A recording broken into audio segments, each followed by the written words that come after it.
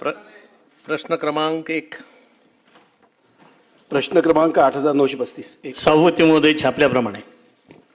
सभापती महोदय, मी अगदी सुरुवातीलाच माननीय मंत्री महोदयांचं आणि त्यांच्या टीमचं अभिनंदन करतो की त्यांनी माझ्या प्रश्नाचं उत्तर हे एकदम साफ दिलेलं आहे.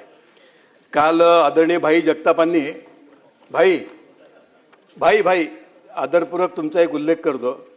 सभापती महोदय, माझ्या प्रश्नावर येण्यापूर्वी फक्त 1 मिनिट मी या विषयात घेणार आहे की कालही माननीय भाईंनी त्यांच्या प्रश्नाच्या एका उत्तरासंबंधात म्हटलं होतं की हे अंशतः खरं आणि अंशतः खोटं. मला माझ्या प्रश्नाला सुरुवात करण्यापूर्वी एक विनंती अशी करायची आहे सभापती महोदय की सभागृहाच्या कामकाजाच्या संबंधात माझ्या 4 वर्षाच्या अनुभवामध्ये भरपूर योग्य ते बदल झाले आहेत. पण केव्हा तरी 4 वर्षाच्या पूर्वी अंशतः खरे आणि अंशतः खोटे ह्याच्यात मात्र काही बदल झालेला दिसत नाही आहे. त्यामुळे मला सुरुवातीला एक विनंती अशी करायची आहे प्रामुख्याने आपल्या माध्यमातून प्रशासनाला की प्रश्नाचं उत्तर देताना जरा याच्यात संशोधन केलं पाहिजे की 4 वर्षापूर्वी तसं उत्तर देता आताही तसंच उत्तर देत आहे. तर अंशतः खोटे म्हणजे मग काय आणि अंशतः खरे म्हणजे मग काय, म्हणजे मग आम्हाला उत्तर देताना सोयीचं होईल. कारण एक वेळा अंशतः म्हटलं की ग्रे एरिया सभापती महोदय तयार होतो, मग प्रशासनाच्या प्रामाणिकतेवर प्रश्नचिन्ह उभा राहतो. तर मला विनंती अशी करायची आहे की सगळ्या विषयात रिसर्च बेस्ड काम झालं आहे, तसं आता यापुढे प्रश्नाच्या उत्तराच्या विषयाच्या पॅटर्नमध्ये सुद्धा केव्हा तरी प्रशासनाने बसून याची विचार करून उत्तर दिलं पाहिजे. पण या प्रश्नाच्या उत्तरात माननीय मंत्री महोदयांचं आणि प्रशासनाचं मी अभिनंदन करतो आणि साफ उत्तर दिलेलं आहे की मी जो प्रश्न विचारला त्या प्रश्नाचं उत्तर हे सगळं खरं आहे असं तुम्ही म्हटलेलं आहे. आणि हे खरं आहे म्हणत असताना मला आश्चर्य मात्र नक्की असं वाटलं की खरं तर म्हटलंय पण ज्या गोष्टीला खरं म्हटलंय त्याची गंभीरता लक्षात नाही घेतली आहे. त्याचंच आश्चर्य आहे भाई. कारण तुम्ही त्याच्यावरचे जे गुन्हे लावले, मला प्रश्न इव्हॉल्व नाही करायचा आहे, मला प्रश्न आला आहे, पण राज्यात बनावट इंजेक्शन हा विषय काय पेपर असा छोटा विषय आहे का? हा माणसाच्या आयुष्याच्या संबंधातला विषय आहे सभापती महोदय. हा छोटा विषय नाही आहे, ही छोटी चोरी नाही आहे. आणि त्याही पेक्षा गंभीर काय सभापती महोदय, मी प्रश्नाच्या उत्तरात जो दुसरा पॅरेग्राफ दिला, तिसरा, त्यात फक्त 1 मिनिटासाठी सभागृहाचं लक्ष वेधू इच्छितो आणि प्रामुख्याने माननीय मंत्री महोदयांचं. आपण असं म्हटलंय की नागपूर ते अन्न औषध प्रशासनाने 18 तारखेला हितांशी फार्मास्युटिकल्स नागपूर ते पेढीच्या तपासणीवेळी पेढीमधून अल्बुरेल या उत्पादक Reliance life science Nashik private limited या औषधाचा नमुना घेतला. सदर नमुन्याच्या अहवालात दिनांक 15/10/2025 रोजी प्राप्त झाला असून तो शासकीय विश्लेषक मुंबई यांनी बनावट असल्याचे सिद्ध केले. आता सभापती महोदय, मला विनंती इथून करायची आहे,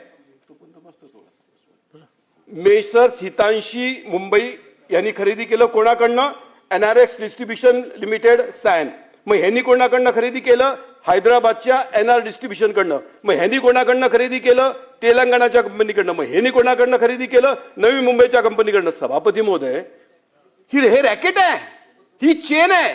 आणि त्याच्या पुढे बघा सभापती महोदय, messrs RTI pharma Kamothe Navi Mumbai या पेढीने वर नमूद औषधाची खरेदी विना बिलाने दानिश खान दिल्ली याच्याकडून खरेदी केली. दानिश खान याने सदर बनावट औषधी राजकुमार मिश्रा चंदीगड यांच्याकडनं खरेदी केली. याचा अर्थ असा सभापती महोदय, ही चेन आहे, हे रॅकेट आहे. आणि तुम्ही गुन्हे काय लावता? तुम्ही गंमत करताय लोकांच्या जीवाशी. गुन्हे लावले सभापती महोदय. BNS 223 मधील कलम 318(4), 336(3), 340(2), 278(60). काय अर्थ याचा माहिती आहे? याचा अर्थ साहेब फसवणूक, बनावट कागदपत्रे, चोरीचा माल, सामूहिक गुन्हेगारी. तुम्ही महाराष्ट्राच्या जनतेशी खेळताय आणि एकट्याने खेळताय सभापती महोदय, अख्खं रॅकेट खेळताय. या सगळ्या कंपन्यांशी संबंधित लोकांवर मनुष्यवधाचा गुन्हा दाखल केला पाहिजे, नंबर 1. आणि ज्याची चर्चा सभापती महोदय दरम्यानच्या काळात केली जाते आहे आणि मी सरकारचं अभिनंदन करतो, ते म्हणजे या सगळ्या धाडसत्रीमध्ये लोकांमध्ये मोक्का लावली पाहिजे अशी चर्चा आहे. आज सभागृहाने हा निर्णय केला पाहिजे कारण लोकांच्या जीवाशी खेळ आहे. सभापती महोदय, माझा फक्त एकच प्रश्न आहे, तुम्ही सगळं ऍक्सेप्ट केलाय, सगळं हे खरं आहे, हे खरं जर ऍक्सेप्ट केलाय तर ते गंभीरता समजून घ्या ना या विषयातली. साधी चोरी नाही सभापती महोदय, याच्यावर मनुष्यवधाचा गुन्हा दाखल करता येऊ शकतो का आणि यांना मक्कोका लावू शकतो का, हा माझा प्रश्न आहे. मंत्री महोदय. सभापती महोदय, सन्मान्य सदस्यांनी सांगितलेली बाब अतिशय खरी आणि फार गंभीर आहे पास करू. की हे रॅकेट आहे. ह्या रॅकेटला मोकोका किंवा मनुष्यवधाचा गुन्हा दाखल होणं तसं योग्यच आहे, परंतु तरी ही बाब जसं आपण मध्यंतरी दुधाची असलेली चेन किंवा गुटख्याची असलेली चेन का जे सामूहिक गुन्हेगारी म्हणून त्याच्यावर निश्चित मोकोका लावण्याच्या संदर्भातलं विधी न्याय आणि गृह विभागाकडून तशी माहिती घेऊन आणि त्या पद्धतीनं त्याच्यावर कार्यवाही केली जाईल. या प्रकारचे आहे असं माननीय मंत्री महोदयांनी आता सभागृहात सांगितलं.